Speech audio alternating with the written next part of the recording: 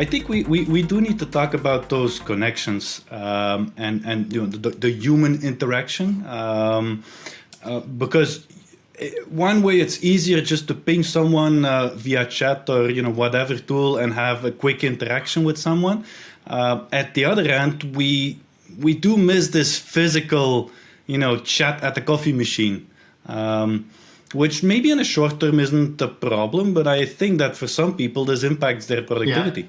Well, connecting is in fact the main ingredient of collaboration. I have a formula for collaboration. It means that you can multiply intelligence with attitude, with connection, and what's in it for me.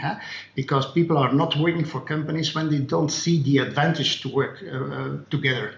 And I think that connection is the main ingredient. It's in fact a cross strength. And that means, as a terminology from the sports, it means that it is important in itself, but it has also a positive influence on other strengths. So connection influence, to me, in a positive way, the other ingredients of the formula of collaboration. Don't forget that establishing human relationships, human connections is the favorite activity of our brain.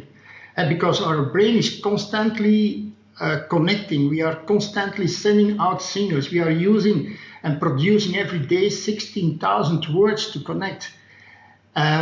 We have sent visual signals, auditive signals, tactile signals, cognitive signals, emotional signals. With remote working, of course, you don't have that 100% non-verbal connection. But the right leader, if you are a good leader, if you are a high-performing leader before the pandemic, you are also a very good leader during the pandemic because you can adapt yourself to the others. And you can use the non-verbal communication, maybe not 100%, maybe 80% or 70%. You can read the human beings. And that's so important for them.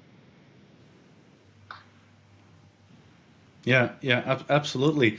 Because when I was reading the book, clearly you described there's multiple levels of making connections, and the moment you want to become this very effective leader, you need to have better interactions. You need to read the audience better. You need to better interact with them.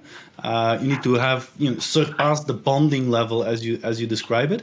But so my question was, with everyone working at home, or a lot of people working at home, because obviously it's not for everyone to work at home, but is the perfect leader gone, or did he need to get into new tricks? Yeah, the high-performing leader before the pandemic and the high-performing leader during the pandemic are the same. So you have, in fact, and you're right, we defined 3 levels of connection. And the first level is more than 60% of the bosses before the pandemic, and if it is remote or not, 60% of bosses have only shallow relationship with their people. Shallow means, in fact, superficial relationship without energy, with a little commitment, a little engagement, and a few expectations. And the leader, he connects with the team, with the people from his position, from the systems. He uses his hierarchy, and he uses a lot of KPIs, policies, procedures, to inspire and to motivate, in fact, the people. And he connects because he has access to information while others do not. And the employee, they connect with his boss because he has to follow, he has to connect. Now, in a remote working, it's a little bit different. But the 66% of bosses before the pandemic and in remote working situation, it stays the same.